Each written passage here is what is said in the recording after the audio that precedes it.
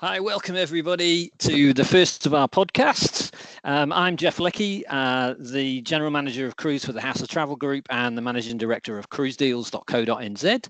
I'm over here in New Zealand, and I'd like to introduce to my good friend Alan Suss from Travel Managers. Hi, Jeff, and hi, everybody outside there listening to us today. I'm Alan Suss. I'm from Travel Managers Australia, and also I'm developing a website which is called the Cruise Club AU, where you'll be able to get the fantastic deals that we're organising, or Jeff's organising, and the world's your oyster for cruising. Both, there's three different types of cruising that's available these days, Jeff, as you well know. There's the Explorer, there's sea cruising, and also river cruising. Absolutely, and I must admit I'm a fan of all three, although I do have a little nudge towards expedition. I do like to go out in the wilderness every now and again and explore somewhere on the wild side. But hey, look, Alan, we just thought we'd get together and share our thoughts and tips, because there's so much going on in the world of cruise, and there's so much exciting stuff happening that you might not be aware of. So we thought we'd catch up, we'd have a little podcast, and we'd chat together and maybe share some truths, share some insider tips, and see where that takes us. Well, one of the things that I noticed, just on Friday, I did a booking for a client for Celebrity Cruises, which started in Rome and finished in Rome. And this is for October this year. Already a lot of the cabins have gone. So you can't get it booked too early anymore. And people believe if they book later, that'll be cheaper for them. In your experience, have you found that the case? If they hold off, they might get it cheaper? Well, there's two reasons why you'd book early and why you'd book late. So when you book early, you get your choice of the ship. So you can choose the best cabin, you can choose a fare that suits you, and it's all on your terms. If you're happy to wing it and wait till the last minute and see what's available, you might get a better deal, but you'll often find the conditions will be quite different. When you get into those really sharp specials at the last minute, it then becomes cruise line choice. So you can choose a balcony or an ocean view or an inside, but you actually don't know where it's going to be on the ship. It's down to the cruise line.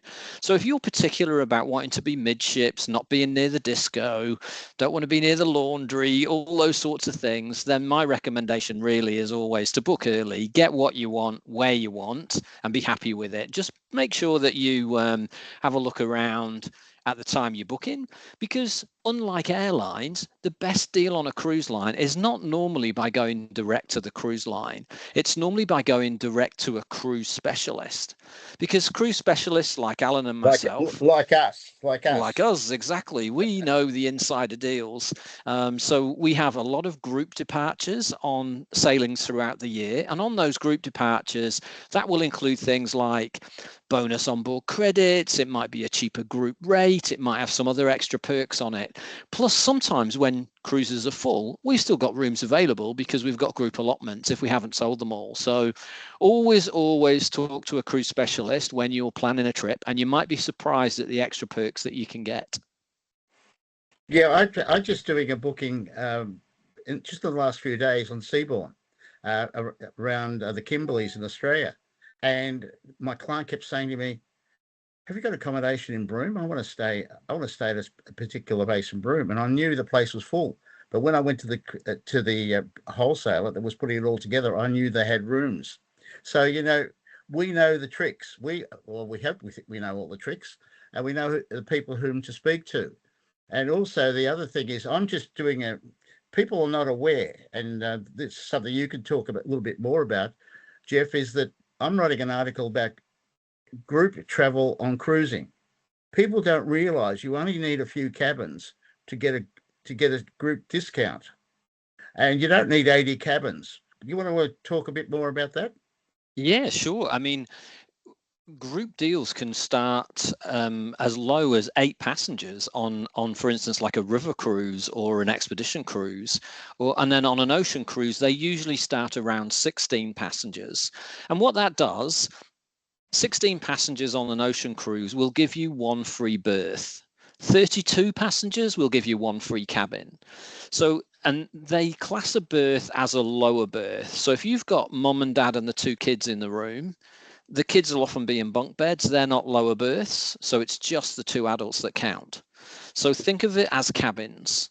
But definitely come talk to us, because some cruise lines, it starts at 7 cabins. Some cruise lines, it starts at 8. River, it might be just 8 passengers. An expedition, it might be 8 or 9 passengers. But some huge benefits there, certainly for extended family groups, or groups of friends traveling together.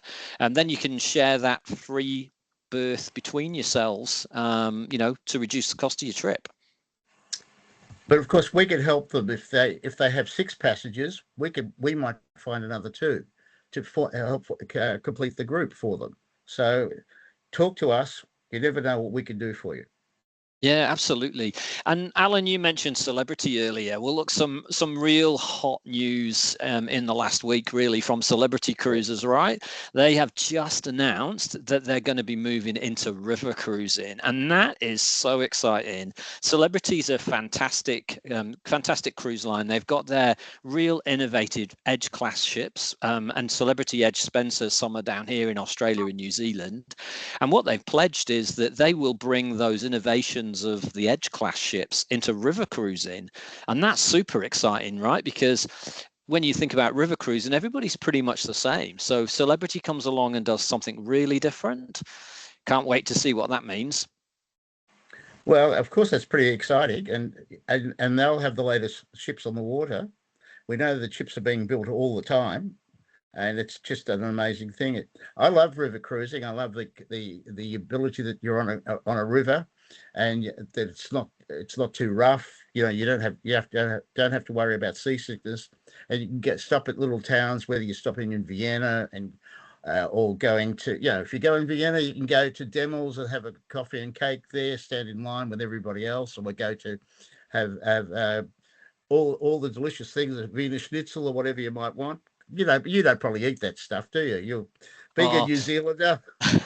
Mate, I last year I did the Avalon River Cruise on the Douro, on the new Avalon Alegria, and I have to say, in Portugal, Portuguese tarts, oh my gosh, that is just one of the highlights of visiting. Those pastel de nata is always one of the highlights of visiting Portugal.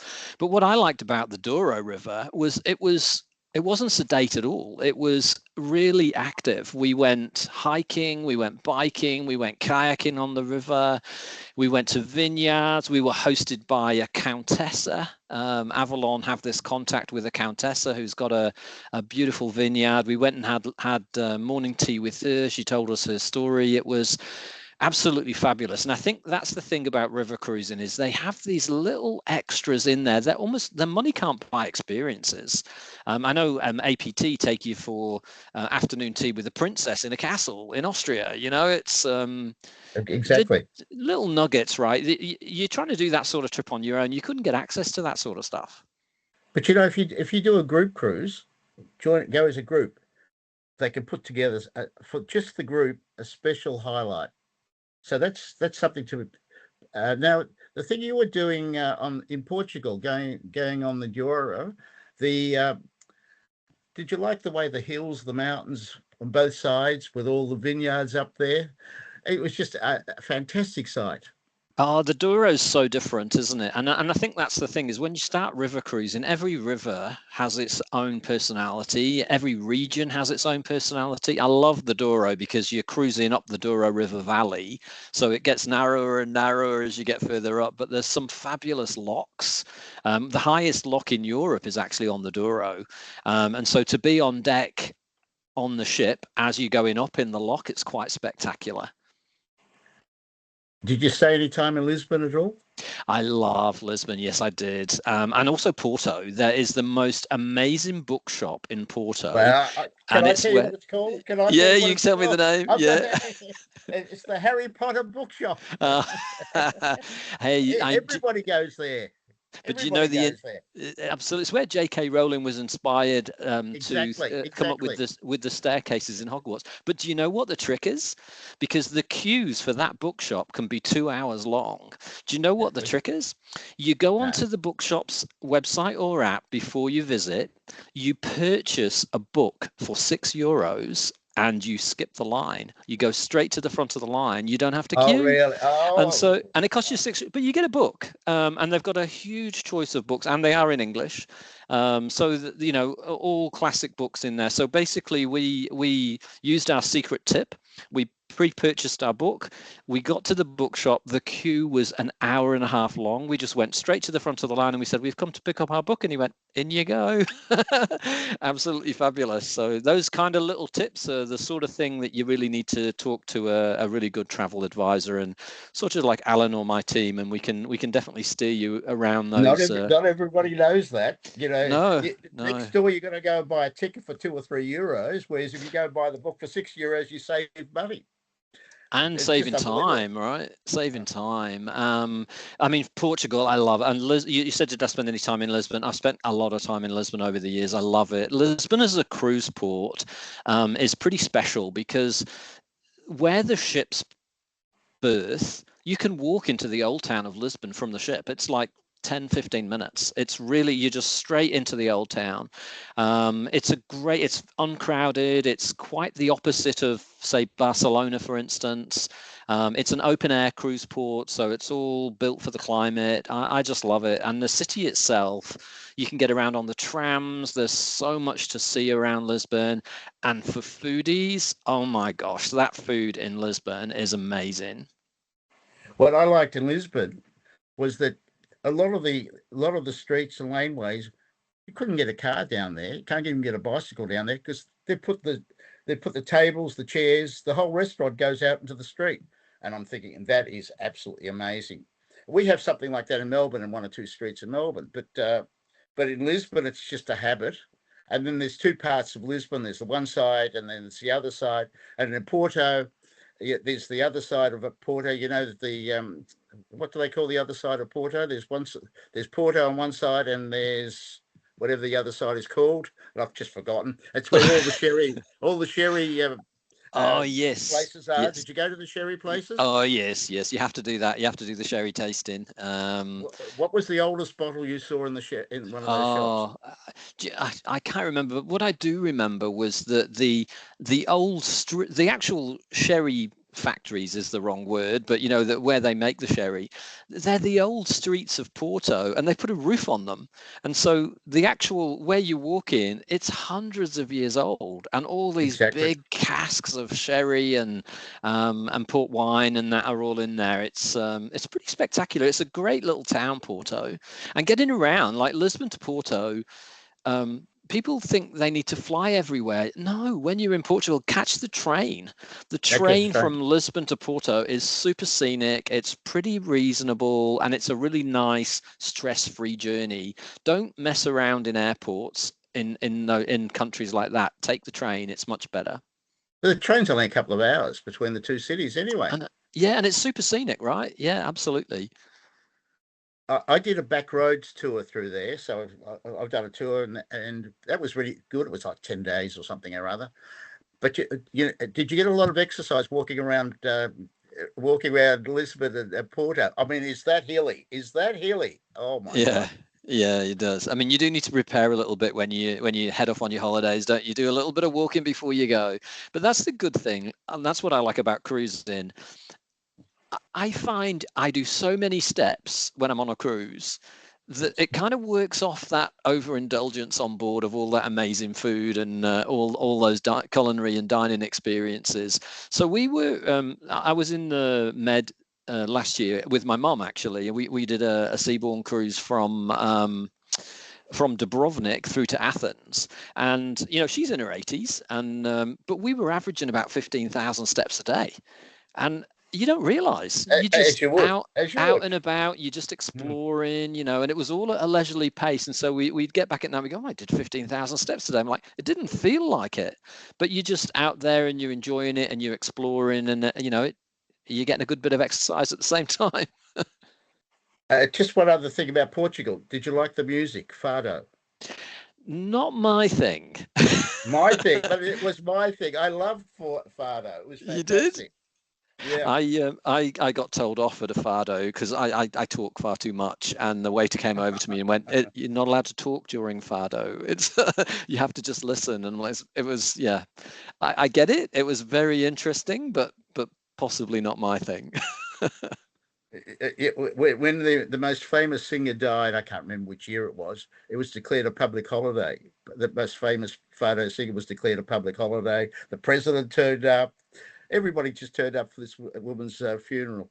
It is Uh, incredible. I mean, you can. I mean, even if I can't speak Portuguese, but the emotion in those fado speakers' language when they're singing, you can feel the emotion. I've no idea what they were singing about, but you could totally feel the emotion in their voice, and it's pretty special. We went to a fado dinner, so it was a typical Portuguese food down in a cellar in the old town in Lisbon, and the fado singers were on. So I do recommend it. It's but like everything, suits some people and not others.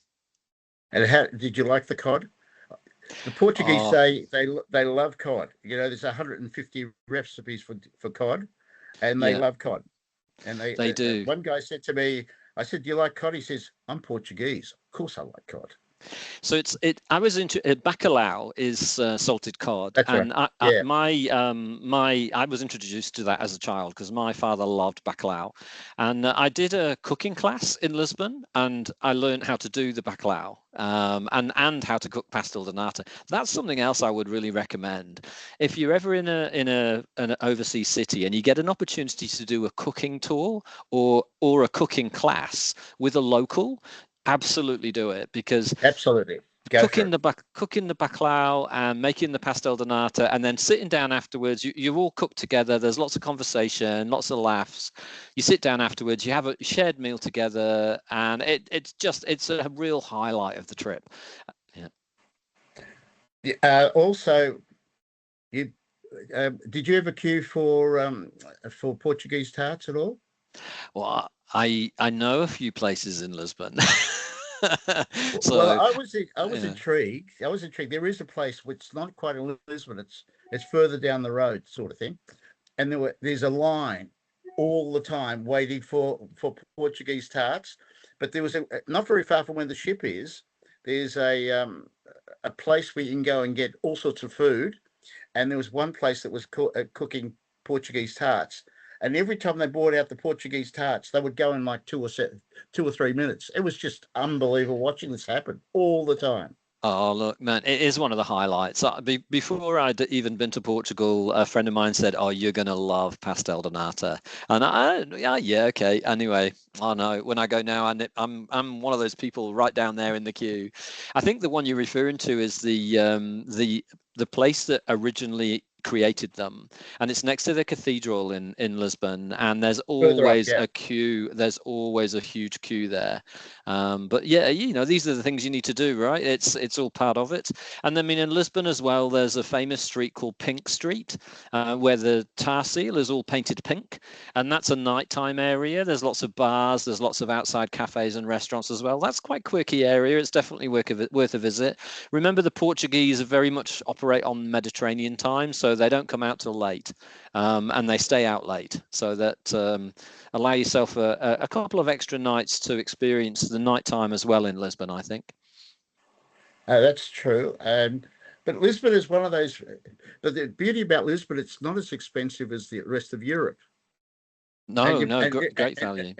and anything leather, which they're very good at leather, is seriously cheap relatively to the rest of the world, Yeah, sure. Even Australia, New Zealand. For sure, yeah, absolutely. I don't know, I love it. It's a great destination. I've been down to the Algarve as well in Portugal. So if you like a bit of beach and you like a bit of golf, there's plenty to do down there. Um, it's one of those regions that people don't initially think about when they're planning a Europe trip. They forget about Portugal, but it's always one of the highlights every time we've ever been. So I'd highly recommend it. And some interesting um, ways of getting into Portugal, so that you've got from Australia and New Zealand, you've got the likes of Qatar and Emirates who fly directly into Lisbon. But then you've also got airlines like Turkish Airlines who fly direct now out of Sydney and Melbourne, just with one connection over Istanbul, straight into Lisbon. They fly into Porto as well. They fly actually to more destinations worldwide than any other airline. So that's, and some great fares, particularly in business class. And I was fortunate to fly them a few times last year, and I have to say, one of my favourites, because we're on the subject of food, I have to say, I flew a long haul sector on Turkish in business class last year, and they come out, the chefs come out in the big Super Mario hat when you get on board, and they hand you the a la carte menu, and they say, you tell us what you would like and when you would like it. And on the menu was eggs Benedict, and I thought, I cannot believe you can get proper eggs Benedict on a plane. So I have to order that. I have to tell you, that was one of the best egg Benedicts I've ever eaten, and it was cooked on a plane at 23,000 feet. So yeah, have a think about them. It's a nice little option of an airline when you're looking at a trip to Europe. The only can we say there's a little downside? You go to the airport in Istanbul. It's one of the biggest airports I've ever been in. And we were sitting having something to eat or something or other. And I said to my son, and this was only in October last year, I said, hey, hang on, we better start getting to the gate because it's going to take us half an hour just to walk to the gate. And he's a fast walker. He said, no, don't worry. I said, no, I think we'll better not take a risk. So we started walking, and as fast as he wasn't quicker than a half hour. It is a massive airport, isn't it? It really is, and I think that's again, it's an airport you don't think of. You always think that London Heathrow or Dubai or Los Angeles are these huge airports. Istanbul is incredible. It has a lot of moving walkways, but man, you do have to get a bit of a clip on when you're changing flights. You do. We better talk a bit more about cruising. Do you have any more tips about cruising at the moment, Jeff? Well, some other exciting news this week was that the expedition line Ponant have actually just bought a majority share in Aqua. Aqua is a small expedition cruise line who do places like the Amazon. And with the Ponant leadership, it'll be really interesting to see what happens there. And I would imagine that means a bit of expansion on the plans as well. So certainly, if you're looking at those other regions like Vietnam or the Amazon, or even in Africa, they've got opportunities there as well. This morning I had to make I made a booking with APT. APT, and they've taken over Seabourn to do a few cruises. So this morning I'm talking to one of their people in New Zealand, because I rang too early, obviously, and I'm just amazed. People think that cruising is only the cruise lines themselves, but there are wholesalers that are taking over whole ships and creating the opportunity of people selling on them as well. I know we don't use APT in Fastbook, but that's handy to know if people didn't know about it. Oh no, I mean APT have long done charters. I actually took a group last year to Antarctica on an APT charter on board Ponant. And so the main difference when you're looking at that type of operation, on board it was Aussies and Kiwis, because APT had chartered the whole ship, so it was only really Aussies and Kiwis on board. Not that that's a bad thing. It's just to be aware of that, depending on who's chartered the ship and where they're from, will determine what the mix of passengers are on board. So there's a number of European wholesalers who charter river cruise ships. And you'll sometimes see them advertising quite low prices, but depending on the name of the European wholesaler and where they're domiciled will determine who else you're on board with. So if you want to travel with, let's say Crossy, for instance, the French river cruise line, they sell predominantly to the French market. Cruciamundo sell mostly to the Spanish market. Arosa is the German market. You know, so if you're traveling with a non-Aussie Kiwi-based brand, then you just need to be aware that you will be traveling with more of an international audience, and so that means different languages on board, potentially different languages in the shows or in the presentations as well. Yeah, well, I went on an Arosa trip last year. I think 99% of them were German, and I was the one foreigner, and that was fun. Yeah. I mean, it's, you know, it is all about what you're looking for on holiday. I mean, we travel overseas to experience different cultures, don't we? So Exactly. we don't always want to be always with Americans or always with Australians. You know, sometimes we'd like to be with more international mix. And I think that same goes for ocean going ships, right? Certainly when you're in the Med, if you choose a brand such as Princess, then you're predominantly going to be with Americans, Canadians, Aussies and Kiwis, and a good selection of Brits.